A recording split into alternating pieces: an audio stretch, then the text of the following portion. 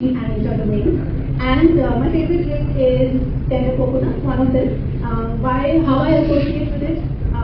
Little bit of because of the health, little bit because it's very refreshing and energizing, particularly after a strenuous day at work or when you're embarking on something that really needs energy. So that's me. Who would want to go next? My go-to drink is Coconut. So Jawahar Streams, I started my work life before mobile phones came into advent. So that many places back. I'm also a Nari fan. And the reason being that if you add rum to it, it becomes mojito. You can also have Michelin tonic. You add tequila to it, margarita. So I'm sure if I ask that question, this is what Relearn looks like in terms of practices in your organization. And with the dynamic change in the environment, with the socio-economic change creeping in, with the digital revolution really taking the world by storm, how do you think it is really becoming very, very critical? If you indulge me, Risha, may I ask the audience a quick question? Absolutely. So, raise your hands if today the skills you're using in your job are not the skills you learned when you were in college. Everyone. Also raise your hands if today you're in a career which your parents didn't think you were going to be taking up. That is the answer.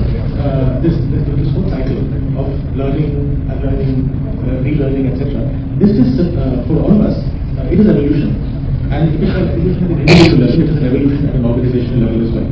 If I look at Schneider Electric, which I'm very, very proud to represent today, 190 years ago, we were a steel foundry. And then today, we are recognized as one of the major energy technology players in the world, the only company to have been recognized twice over the most sustainable company in the world, the most recent recognition in 2025.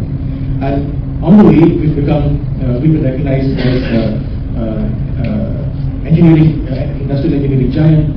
We were into electrical distribution, we were really known for that. But today, we're much more evolved space than before. So the hardware that we became very well known for even like 10 years ago, we were known for that. Today, that is all connected. Those are connected products. They generate data. We've gone from that to apps and analytics and software. So we're complete solution providers. How do we do this? How do we start as steel foundry and reach this way if we were not in the regular practice of learning, but also unlearning and reskilling ourselves continuously? Today, with the AI disruption that happens all over the world, it's the same for us and what we do. AI has come into our office in many, many different ways. It touches not just what you would normally associate our technology, it touches everything we do. It touches HR, it touches legal, it touches every other function that we have. And just to give you an example of how we're trying to help everybody, we are very proud practitioners of this worldwide process, which we call our Schneider Essentials, where we pick 5 or 6 topics every year that everyone is upskilled on. Everyone from the sales force to our factory workers, everyone has an equal opportunity to do through that learning. This year, one of our learnings was AI for all. So we had AI for all that we deployed at a scale like that. We are more than 150,000 strong worldwide. And it's no small feat to deploy just so many different levels. But we put in that effort. And we define these 5 areas to give 5 or 6 areas to give people a kickstart.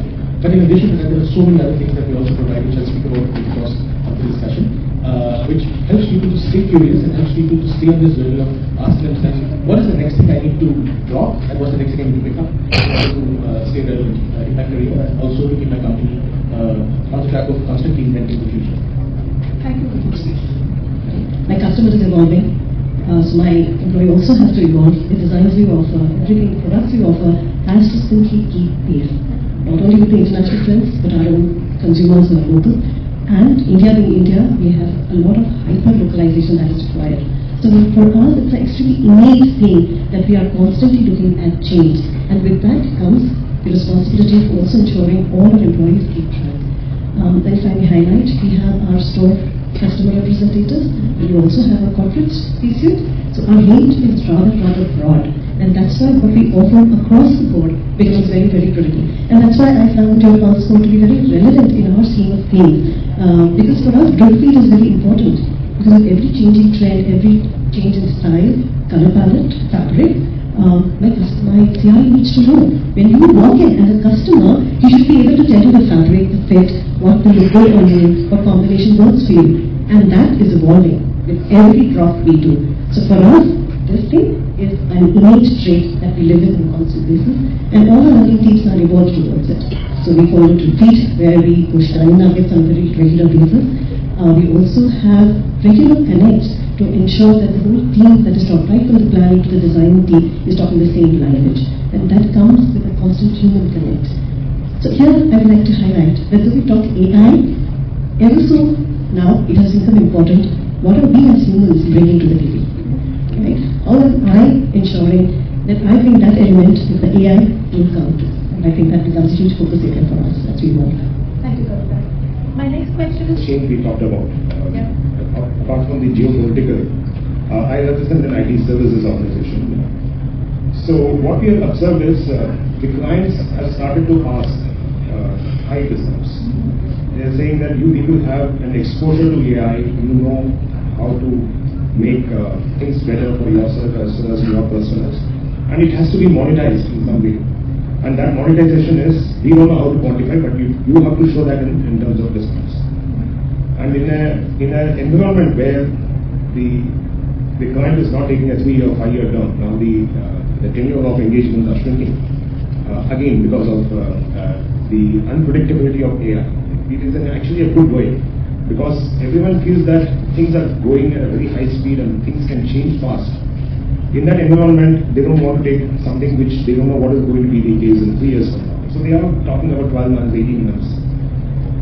In a traditional IT services environment, people had that leverage of 3 years to 5 years, so that you go aggressive and pick up a deal, and you make your margins in the second, third, and the fourth year by ensuring that people are bottom fed by training, by upskilling, etc.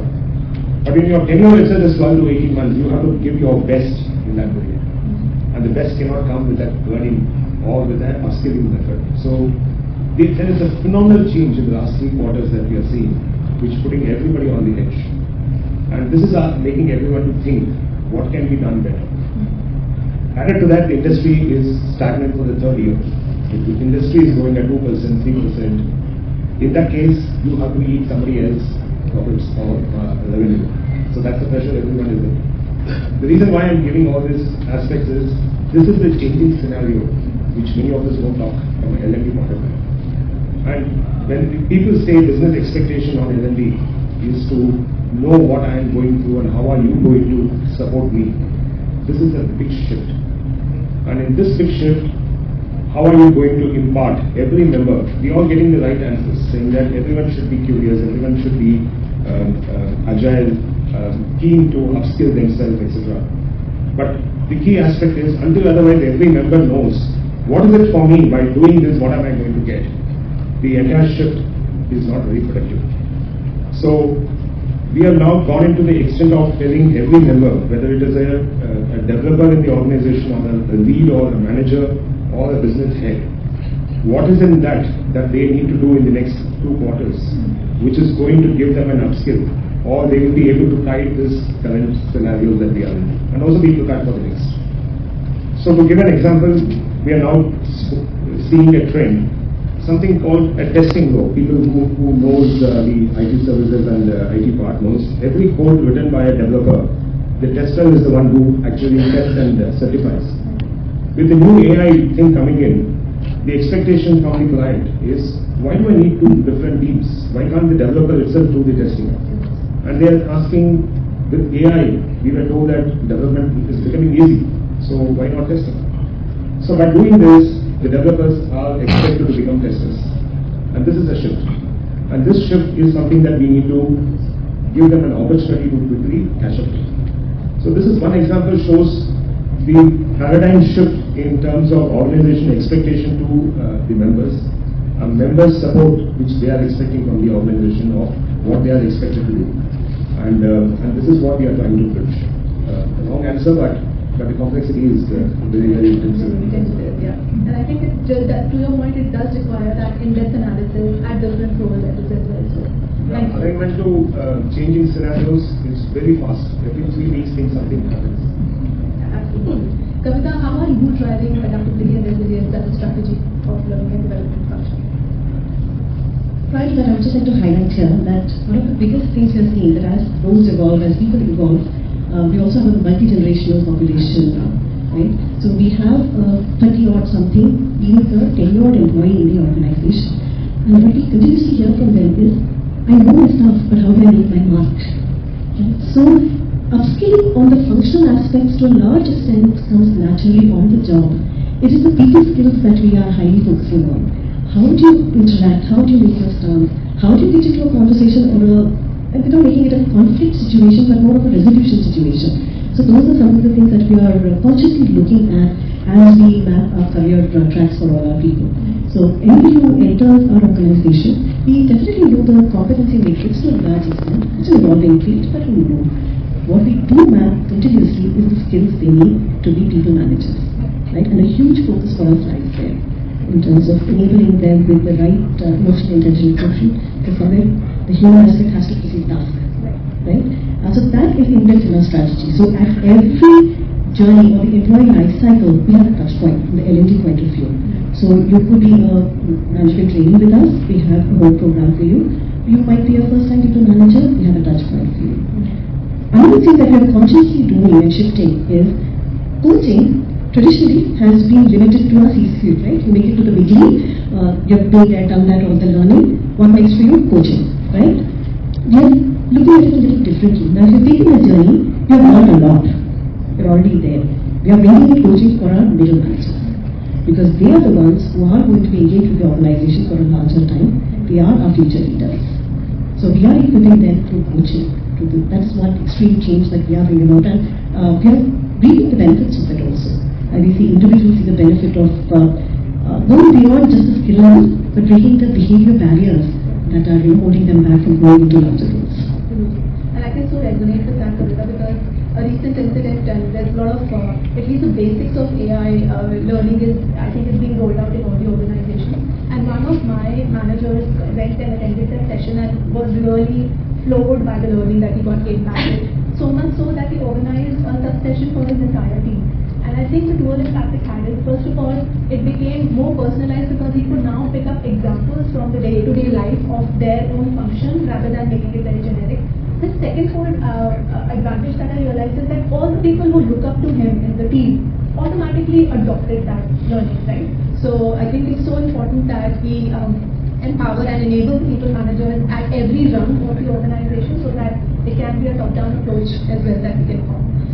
My next question is to you, Jawahar, and I think your previous presentation was superb. You did touch upon how to make the learning relevant, right? Through pulse, through practices, through technology. What is your idea or view of making the workforce stay relevant as well? So while there's so much of focus on learning, what is the focus on workforce? I think it is important to eat that elephant in pieces. We have said this earlier for Grace. So it is important to understand where we like to actually focus, right? There are two dimensions to it. One is the training organization dimension, the enabling dimension, and the learning dimension. So with AI, where would you want to see? Because there will be a lot of effort saving and a lot of real-time metrics and visibility, and therefore your ability to influence and control what goes down. So for now, there has been kind of a wall, right? The visibility there was a fog that you could not see beyond the organizational boundaries because of a lot of connects not being there. Suddenly, if you see those connects out there and are able to literally be in the cockpit and control, move a few levers here and there. I'll give you some examples. Move a few levers here and there, and you see the change there. I'll give you an example and how this will impact and change things. Right? So one of our customers had to launch a new product, and what would the traditional way of launching a product be? Right? Go train people. Okay, there are 10,000 people across the country, 10,000 people across the country. I'm taking sales and very large distributed examples. This can also be applied in different contexts. So traditionally. So we said, okay, now since you deploy streams, what you could do is do that training, whatever you want to do. Okay? Then I would say that for the first 10 days, it's a new product. That's when you will have a lot of objections. People will need hand-holding the most then. You will also hear market feedback if you need to correct pricing, if you need to correct allocations, etc., etc. A lot of those kind of feedback elements, right?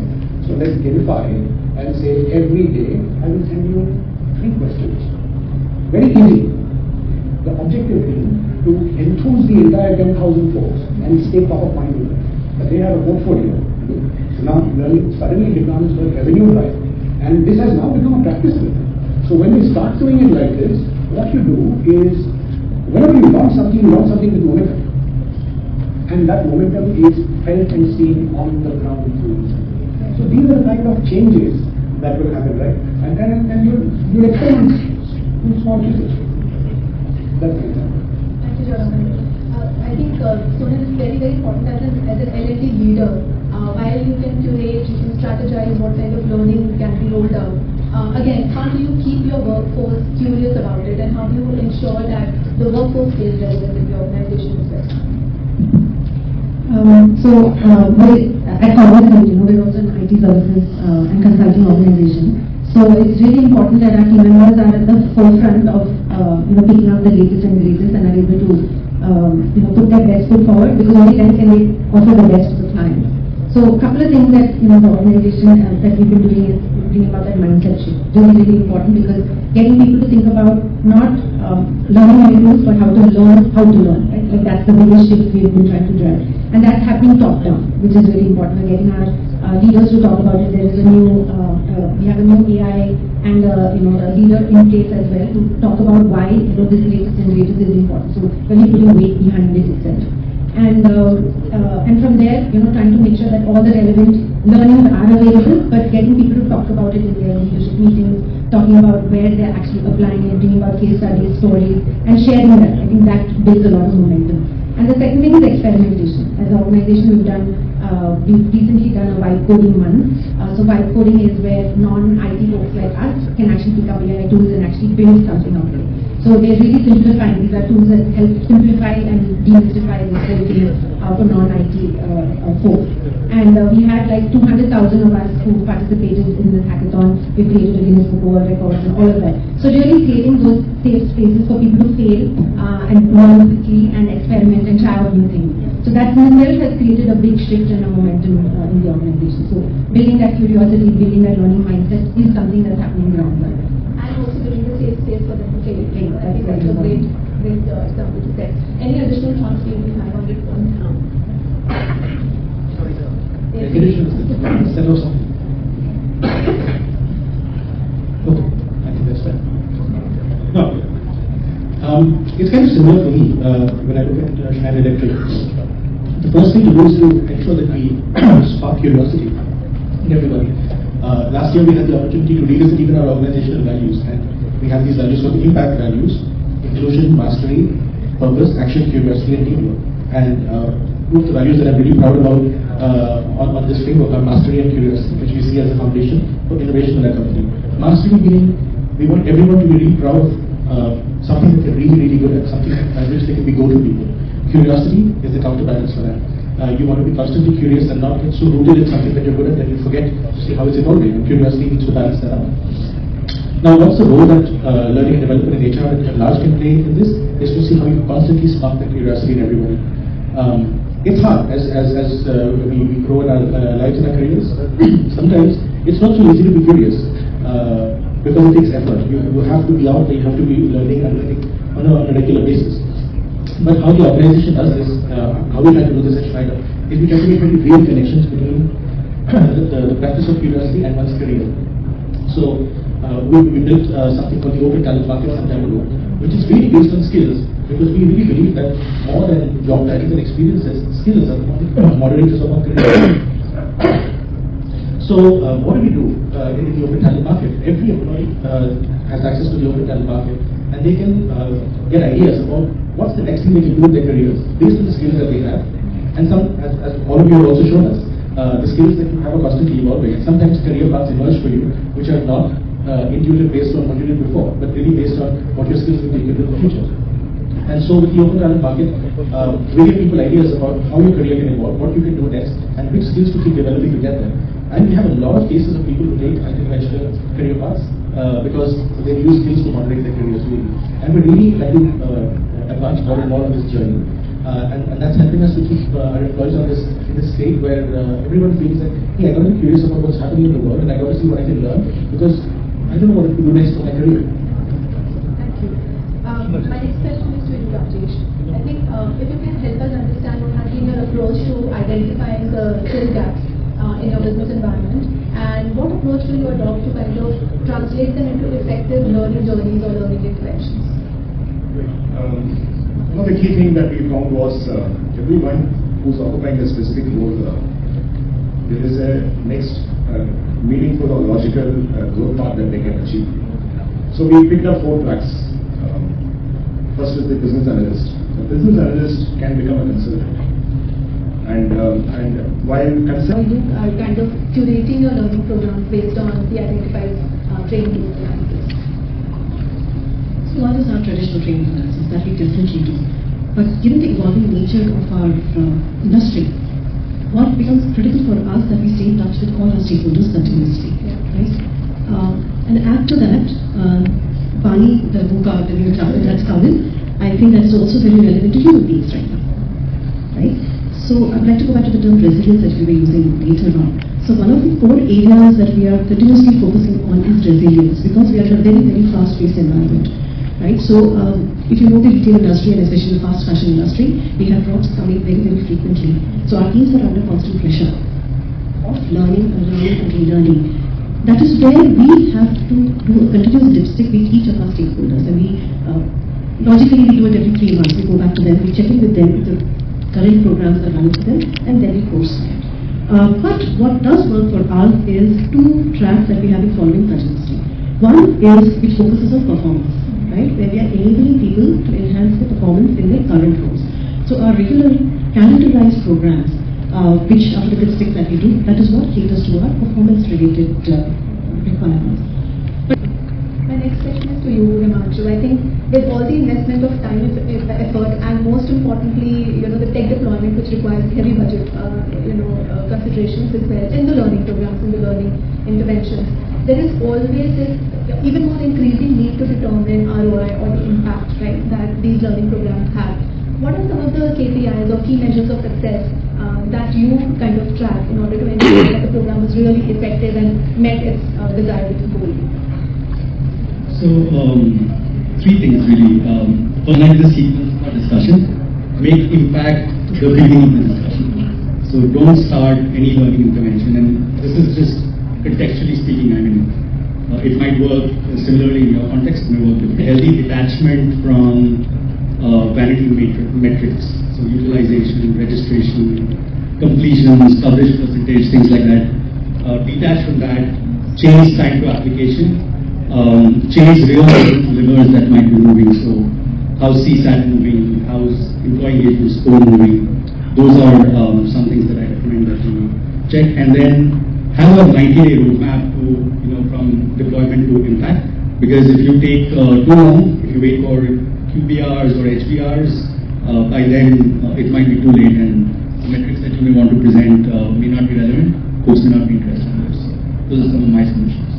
So, Nal, are there any additional KPIs that you keep a track of?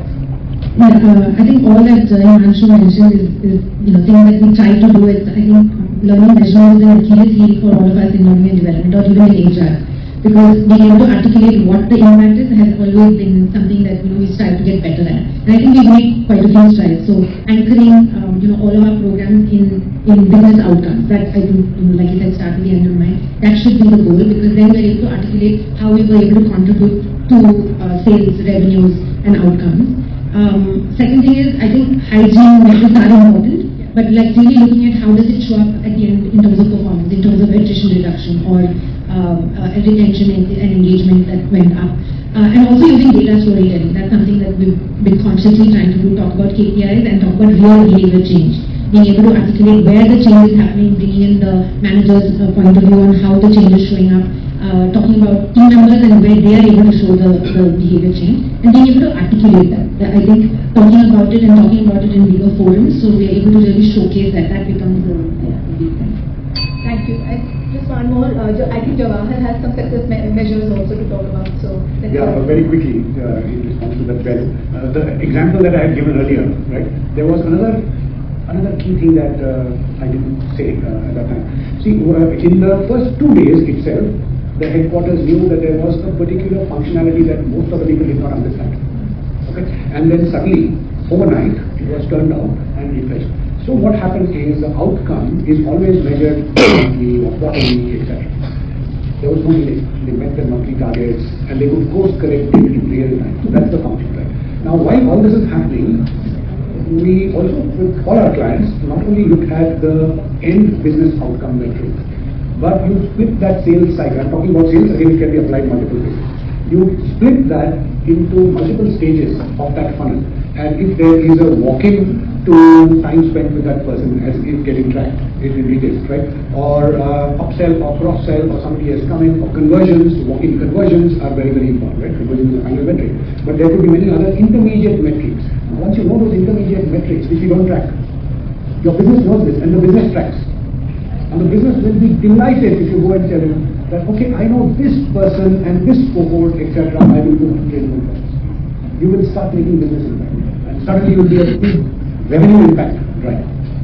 Right? So it's about eating that elephant and chopping it into pieces, but knowing exactly which piece for when and driving. That was it.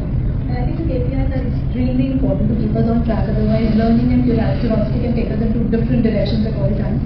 Well, thank you so much. I'm really delighted to have such a stalwart panelist group with me. I'm going to end this panel with a quote to say that, from a quote from Alan Proctor, who says that in the 21st century, the illiterates will not be the ones who cannot read and write, but the ones who cannot learn, unlearn, and relearn. With that, open for any questions if we have time. Okay, a couple of questions.